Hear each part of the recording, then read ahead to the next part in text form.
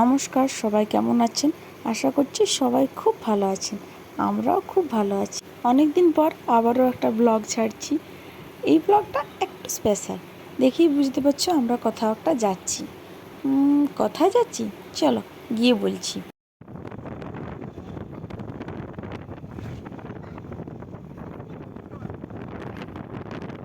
এই জায়গাটা কি অপূর্ব লাগছে দেখুন দেখতে। চারিদিকে সবুজ ঘাস, মাঠের মধ্যে বড় বড় ধান গাছ, আর চারপাশে কত কত কাশ ফুল ফুটে আছে। আর মাথার উপর শরৎকালেরই তুলোর মতো মেঘটা।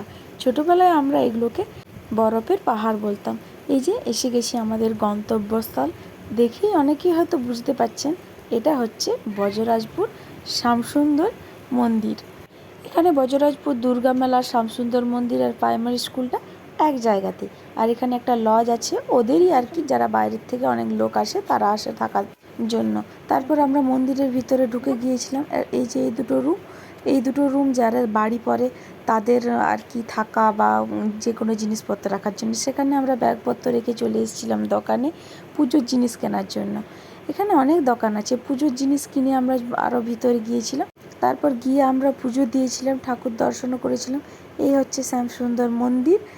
আর এখান থেকে ঠাকুরটা মোবাইলে বেশ ভালো দেখা যাচ্ছে না, আগে এই উপরে উঠতে দিত, এখন আর দেয় না।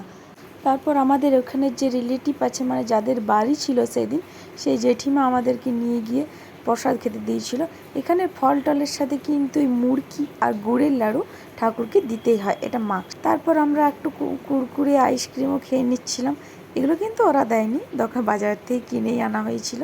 এখানে কিন্তু রোজই অনেক অনেক লোকের ভিড় হয়, অনেকেই আসে ঠাকুরের প্রসাদ খেতে। 60 টাকা দিয়ে আগে থেকে কুপন কাটালেই এখানে প্রসাদ পাওয়া যায় ঠাকুরের। আর অনেক অন্নপ্রাশন বাড়িও এখানে হয়। এই যে অনেকক্ষণ আসছে না দেখি বাপ মেয়েকে দেখতে, বাইরে গিয়েছিলাম, এসে দেখি জ্বর এলে কি হবে, আরো আইসক্রিম খাচ্ছু। তারপর বেশ কিছুক্ষণ আরও বসেছিলাম। তারপর এই যে এখানে এবারে ঠাকুরের অন্নভোগ দেওয়া হবে। ঠাকুরের অন্নভোগে কিন্তু এখানে পায়েস আর চিড়ের পিঠে রোজ দিতেই হয়। আর পায়েসে কিন্তু একটুও জল দেওয়া চলে না, শুধু দুধের পায়েস করতে হয়। আর মাস্ট হচ্ছে কুমড়োর ঝাল। কুমড়োর ঝাল কিন্তু এখানে চাই। অনেক বছর আগে কেউ একজন কুমড়ো চাষি নাকি এখানে, তার বাড়িতে কুমড়ো থাকা সত্ত্বেও ঠাকুরের প্রসাদের জন্য কুমড়ো দেব না বলেছিল। তারপর মধ্যরাতে ঠাকুর নিজে যেয়ে তার বাড়ির থেকে সব কুমড়ো তুলে নিয়ে মন্দিরে চলে এসেছিল। আর তার বাড়িতে ঠাকুরের পায়ের ছাপ আর একটা পায়ের নুপুর পড়েছিল। সেই দেখে সেই চাষি এসে বলেছিল যে যতদিন আমি বাঁচব প্রতি বছর আমি ঠাকুরকে একটা করে কুমড়ো দেব, আর এক বছরে একটা হলো বাড়ি আমি চালাবো।